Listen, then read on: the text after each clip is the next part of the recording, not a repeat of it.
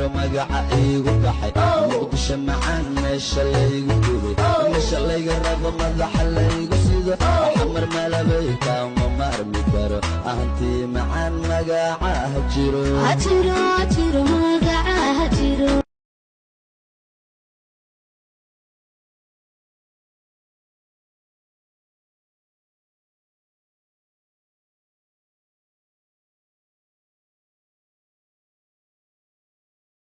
daro magaca iigu baxay muqdisho macaan meesha laygu gubay meesha layga rabo madaxa laygu sido xamar malabay kama marmi karo ahantii macaan magaca hajiro